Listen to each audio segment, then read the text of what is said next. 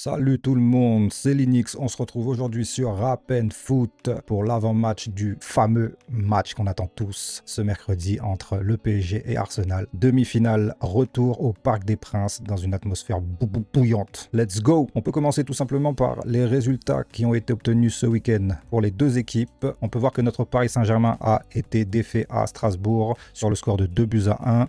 Assez prémédité, je dirais, avec une équipe qu'on a lancée remaniée, bis, voire équipe C. Donc moi personnellement, le score m'a importé très peu. Ce qu'on voulait voir pour notre part, c'était nos Titi qui prennent du temps de jeu, qui s'amusent, qui se font plaisir. On ne voulait surtout pas de blessures. Bon, on en a eu une. Kang In Lee, pour moi, franchement, ça n'a aucune importance parce que c'est pas quelqu'un qui serait rentré dans la rotation pour cette demi-finale retour. Donc, on lui souhaite bon rétablissement. En soi, je trouve qu'on n'a pas fait un si mauvais match que ça. L'équipe de Strasbourg qui avait, eux, l'équipe type, je vous rappelle, on a mis clairement une équipe C avec du temps de jeu pour Barcola qui s'est montré à son avantage, notamment avec ce but sur une prise en profondeur.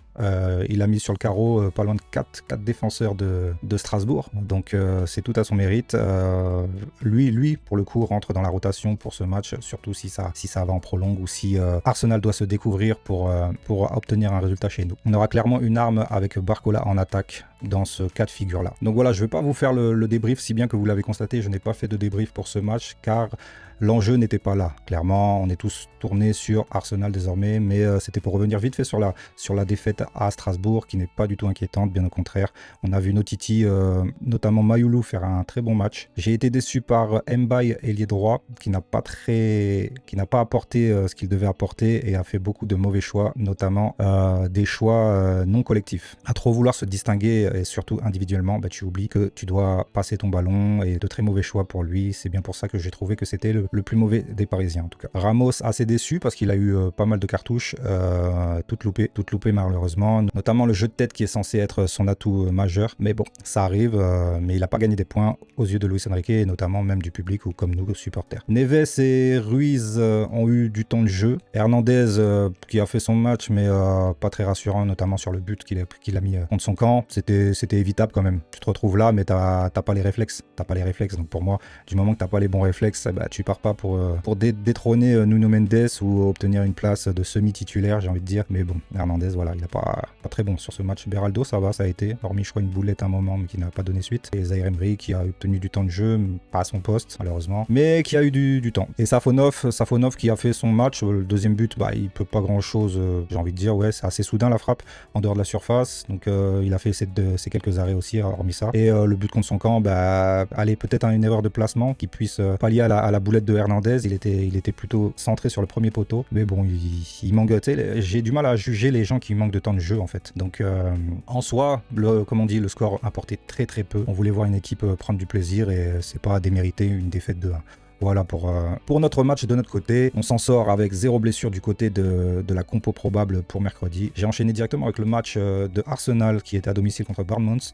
Défaite pour Arsenal 2-1. Eux avaient leur équipe type par contre, vraiment type. Il n'y a pas un joueur qui était sur le terrain qui ne jouera pas au Parc des Princes. Et voilà, c'est assez inquiétant pour eux. Ils sont toujours dans la course à la qualification, je rappelle, en Première Ligue. Deuxième en attendant les matchs de dimanche. Je tourne la vidéo dimanche. Les matchs ne se sont pas encore joués. Assez inquiétant. Si j'étais supporter des Gunners, je m'inquiéterais un peu de la mentalité de cette équipe parce que ils avaient clairement une compo composée de Raya, Ben White, Saliba, Keywar, Lewis Kelly, Odegaard, retour de Partey dans leur entrejeu, Rice qui avait son cran au-dessus, chose qui sera applicable au Parc des Princes, une attaque Saka, Trossard, Martinelli, c'était clairement leur équipe type, hormis tous les blessés qu'ils ont depuis quelques mois. Mais là actuellement ils peuvent pas mieux faire, je pense, à part peut-être Timber côté droit, mais je crois qu'il était rentré en jeu. En tout cas, c'était pas fameux pour eux, c'était vraiment pas fameux et ils s'en sortent avec 4 tirs cadrés dans tout le match, si bien que Bournemouth n'a que 2 tirs cadrés et c'est 2 buts. Donc défensivement ils sont pas au top, ils luttent oui et non, ils sont toujours deuxième, mais je vous rappelle que leur prochain match juste après nous c'est Liverpool qui enchaîneront avec Newcastle pour terminer contre une petite équipe je crois. Mais 2 gros matchs qui peuvent leur faire dégringoler les places et ils sont pas très sereins disons. Ils sont vraiment pas très sereins et ils peuvent être à la place, comment dire au poker, à la bulle si bien qu'ils voient tous leurs concurrents en PL. Liverpool sacré champion, City peut-être en passe de prendre la FA Cup, il me semble que c'est la FA Cup et non la FA Cup.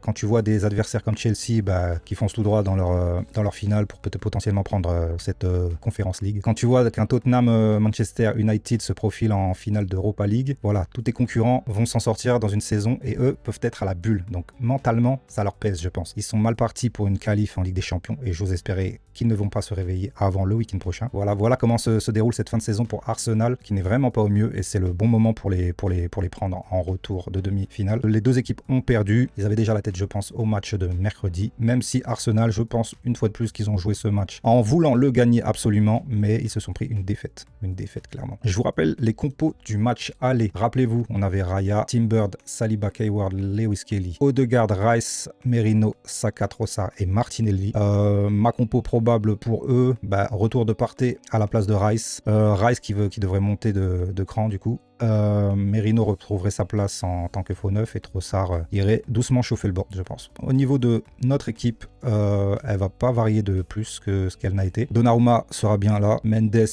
Pacho, Marquinhos, Hakimi tous reposés, Vitinha qui retrouverait sa place, Neves et Ruiz qui ont pris un peu de temps de jeu pour commencer tout simplement, et un Gvara Dembélé doué qui ne bougera pas, je pense bien. Barcola rentrera à l'issue du match en tous les cas. Que dire sur cette adversité? Sachez qu'avant ce match, on disait que le PSG n'avait jamais gagné contre Arsenal en match officiel, chose vraie. J'ai envie de dire pour ce match retour, Arsenal n'a jamais gagné au Parc des Princes, si ça peut vous rassurer. clairement, il n'y a eu qu'un match, je crois, c'était en 2016.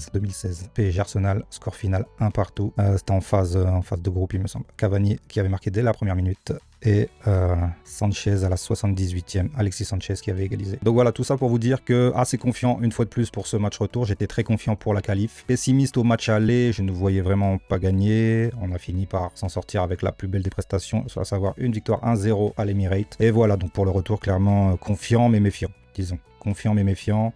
Je pense vraiment pas qu'on perde contre cette équipe. Surtout avec la motivation face à nos supporters, face à cette ambiance au Parc des Princes qui sera incroyable. Je pense sincèrement aussi qu'on sortira un meilleur tifo qu'eux. C'était vraiment une honte pour eux. Les supporters eux-mêmes avaient honte de ce tifo assez banal lambda. Nous en sortiez au niveau des Gunners, les Canonniers. Ouais.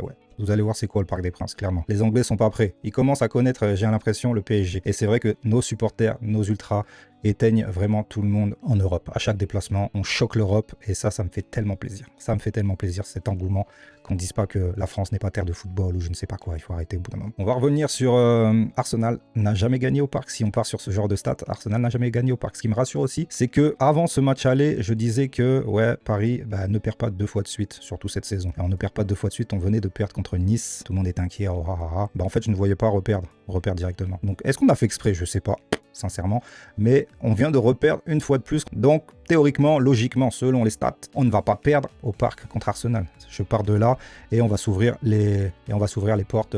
Road to Munich, comme on dit. On va y aller direct tout droit, dédicace aux Marseillais, droit au but, et puis voilà, c'est tout. Vous avez qu'à pleurer, il n'y a pas de souci, vous avez qu'à pleurer. Mais on va y aller, je vous le dis, là, on va y aller. On verra contre qui. Je pense sincèrement que ça sera contre l'Inter de Milan. Je sais pas, je sens qu'il y aura un traquenard Barcelone et que ça va laisser la place libre à Ousmane Dembélé de se montrer à son prime. Si le Barça saute en demi, ça fait de la place pour le Ballon d'Or. Clairement. Donc voilà, moi je pars sur une victoire 2-1. On va pas tergiverser, ça sera 2-1 pour Paris. Et voilà, sans réellement sourciller, peut-être un 2-0 et sur la fin un 2-1, tout ça, mais rien de stressant. Ils vont le faire pour nous, on leur fait confiance totalement, clairement. Et voilà, je sais pas ce que vous en pensez, dites-moi tout en commentaire, dites-moi tout ce que vous attendez de ce match. Je vois clairement Paris le faire et on va y aller tout droit.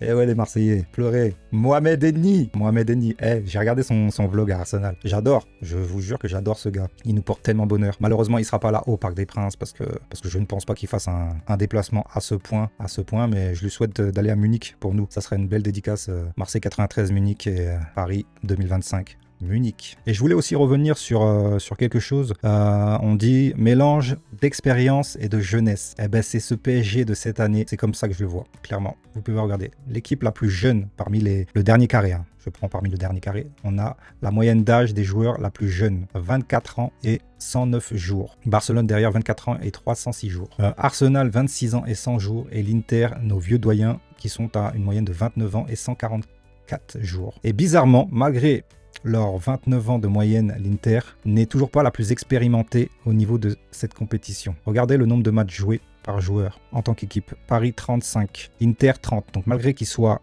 beaucoup plus âgés en moyenne, on reste l'équipe la plus expérimentée des 4 dernières équipes. Ça en dit beaucoup en fait. Parce qu'on allie la jeunesse à l'expérience. Malgré notre jeunesse, on est l'équipe la plus expérimentée de ce dernier carré. Vous vous rendez compte? Moi je dis que voilà, laissez-nous aller en finale. Laissez-nous prouver sur un match contre, je pense, l'Inter Milan qui va sortir le Barça. Voilà, c'est tout pour moi pour cet avant-match. On se retrouve dans tous les cas pour le débriefing après le match. Disons jeudi, soyez au courant. Activez la petite cloche, abonnez-vous, lâchez votre petit like. Ça fait toujours plaisir avant qu'on pète le score, je vous le dis direct. Et voilà, peace sur vous. Et on se retrouve pour la prochaine vidéo. C'était Linux sur Rap and Foot. Ciao, ciao, ciao!